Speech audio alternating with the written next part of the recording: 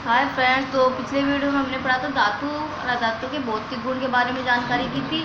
और धातु और अधातु के भौतिक गुण के आधार पर हमने दोनों के क्या करा था कि देखी थी कि कौन सी धातु होती है, कौन सी अधातु होती है। तो मैंने कहा था नेक्स्ट वीडियो में हम पढ़ेंगे धातु अधातु के रासायनिक गुण। तो आज पढ़ेंगे हम धातु के रासायनिक गुण। तो धातु के रासायनिक गुण में पहले लेते हैं ऑक्सीजन से अभिक्रिया। ठीक है, तो धातु वायु में उपस्थित ऑक्सीजन से संयोग कर धातु ऑक्साइड बनाती है। जैसे हम फॉर एग्जांपल ले लेते हैं, जो लोहा है, या लोहा है, फेरस बोलते हैं लोहे को।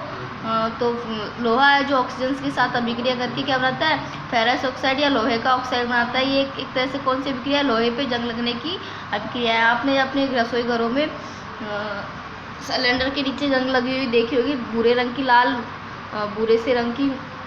तो क्या एक तरह से जंग है, जो क्या करते हैं, जो सिलेंडर होता है वो लोहा होता है, तो वो ऑक्सीजन से अभिक्रिया करके क्या बनाता है, फेरस ऑक्साइड या लोहे का ऑक्साइड बनाता है। एक तरह से लोहे पे जंग लगने की अभिक्रिया। इसे आप देख सकते हैं अपने घरों में भी। उसके बाद दूसरा एग्जांपल लेते हैं मैग्नीशियम। तो मैग्नीशियम धातु होती है, वो ऑक्सीजन से अभिक्रिया करके क्या करती है, मैग्नीशियम ऑक्साइड बनाती है। जब मैग्नीशियम ऑक्साइड को जल में मिलाया जाता है तो मैग्नीशियम हाइड्रोक्साइड बनाता है। ठीक है, जैसे मैग्नीशियम हाइड्रोक्साइड ले लिया हमने, और जल से H2O को जल बोलते हैं। ठीक है, जल को H2O बोलते हैं। तो जल से अभिक्रिया करके मैग्नीशियम हाइड्रोक्साइड बनाता है। ठीक है, तो जब मैग्नीशियम हाइड्रोक्साइड बनाता है तो मैग्नीशियम हाइड्रोक्साइड के विलयन में जब हम क्या ले जाते हैं, लाल लिटमस पत्र ले जाते हैं, तो लाल लिटमस पत्र कैसा हो जाता है, नीला हो जाता है। तो लाल लिटमस पत्र नीला हो जाता है। तो हम देख सकते हैं कि जो धात्विक ऑक्साइड बनते हैं वो कौन सी प्रकृति के होते हैं, क्षारीय प्रकृति के होते हैं। ठीक है, जितने भी धातु ऑक्साइड बनते हैं वो कौन सी प्रकृति के होते हैं, क्षारीय प्रकृति के होते हैं। उसके बाद आते हैं जल के साथ अभिक्रिया।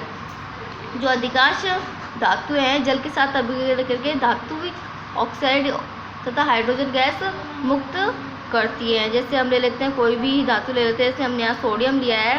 जो सोडियम है धातु, वो जल के साथ अभिक्रिया करके सोडियम हाइड्रोक्साइड बनाती है तथा हाइड्रोजन गैस मुक्त करती है। ठीक है, तो बहुत सारे और भी धातुओं के साथ अभिक्रिया करा के हम देख सकते हैं। जो धातु होती है जल के साथ अभिक्रिया करके सोडियम हाइड्रोक्साइड या धात्विक ऑक्साइड व हाइड्रोजन गैस मुक्त करती है। अब ले लेते हैं अम्ल के साथ अभिक्रिया। जो धातु होती है अम्ल के साथ अभिक्रिया करके लवण व हाइड्रोजन गैस देती है। ठीक है, जैसे हमने यह एग्जांपल लिया, फॉर एग्जांपल यहाँ ले लिया हमने कॉपर यानी तांबा, जो और ले लिया एक अम्ल ले लिया, जैसे H2SO4 सल्फ्यूरिक अम्ल ले लिया। जो धातु होती है वो अम्ल के साथ अभिक्रिया करके क्या बनाती है, लवण और हाइड्रोजन गैस मुक्त करती है। जैसे कॉपर सल्फ्यूरिक अम्ल के साथ अभिक्रिया करके कॉपर सल्फेट व हाइड्रोजन गैस मुक्त करती है। ठीक है, यानी जितनी भी धातु होती है वो हाइड्रोक्लोरिक अम्ल के साथ अभिक्रिया नहीं करती। जैसे यहाँ पर कॉपर भी हाइड्रोक्लोरिक अम्ल के साथ अभिक्रिया नहीं करता है। ठीक है, उसके बाद लेते हैं अधातुओं के रासायनिक गुण। जो अधातु होती हैं वो भी किस प्रकार से अभिक्रिया करती है। तो पहले लेते हैं ऑक्सीजन के साथ अभिक्रिया। जो अधातु होती है वो वायु में उपस्थित ऑक्सीजन से अभिक्रिया करके धातु ऑक्साइड बनाती है। जैसे हमने फॉर एग्जांपल लिया, यहाँ सल्फर ले लिया, जो कि क्या है, एक अधातु है। और जब सल्फर की किससे अभिक्रिया कराई, वायु में उपस्थित ऑक्सीजन से अभिक्रिया कराई, तो क्या बना, सल्फर डाइऑक्साइड बना, जो कि क्या है, एक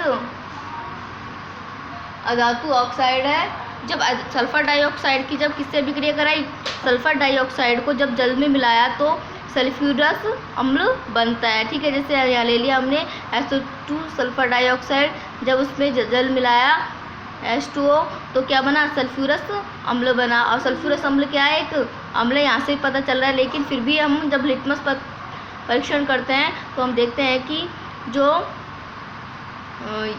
सल्फ्यूरस अम्ल में जब क्या करते हैं, लिटमस परीक्षण करते हैं, तो देखते हैं कि जो नीला लिटमस पत्र है वो कैसे हो जाता है, लाल हो जाता है। तो हम कह सकते हैं कि जितने भी धातु के ऑक्साइड बनते हैं वो कौन सी प्रकृति के होते हैं, अम्लीय प्रकृति के होते हैं। ठीक है, अब ले लेते हैं जल के साथ अभिक्रिया है।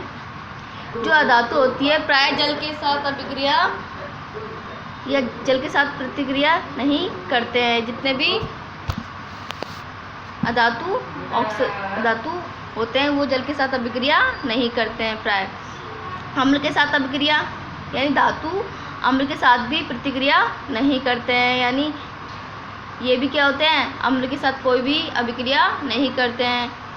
अब लेते हैं विस्थापन अभिक्रिया। क्या होती है विस्थापन अभिक्रिया? जैसे अधिक क्रियाशील धातु द्वारा धातु के यौगिक से कम क्रियाशील धातु का विस्थापन किया जाना विस्थापन अभिक्रिया कहलाती है। जैसे अधिक ताकतवर जो व्यक्ति होता है वो कमज़ोर व्यक्ति को क्या कर देता है, हटा देता है। उसी प्रकार जो अधिक क्रियाशील धातु होती है वो कम क्रियाशील धातु को विस्थापित कर देती है। जैसे हम फॉर एग्जांपल लेते हैं, यहाँ पर हमने लिया है कॉपर सल्फेट।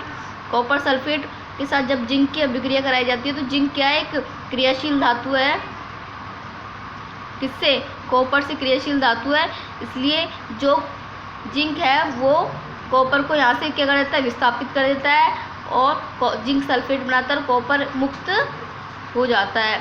ठीक है, इस अभिक्रिया में जिंक कॉपर से अधिक क्रियाशील है, अतः जिंक कॉपर सल्फेट के विलयन से कॉपर को विस्थापित कर देता है। लेकिन जब हम जिंक सल्फेट की कॉपर से अभिक्रिया कराते हैं तो मैंने कहा था कि जो जिंक है वो अधिक क्रियाशील धातु है, तो जब कॉपर से अभिक्रिया कराएंगे तो जिंक अधिक क्रियाशील है, कॉपर कम क्रियाशील है। तो कॉपर क्या करता है, जिंक को विस्थापित या हटाता नहीं है, उसको विस्थापित नहीं कर सकता क्योंकि जिंक इससे अधिक क्रियाशील धातु है। तो जैसे दूसरा एग्जाम्पल लेते हैं हम फेरस, लोहा ले लेते हैं। जब लोहे की कॉपर सल्फेट से अभिक्रिया कराते हैं तो फेरस सल्फेट बनता है, क्योंकि यहाँ पर जो लोहा है फेरस वो क्या है, कॉपर से अधिक क्रियाशील है।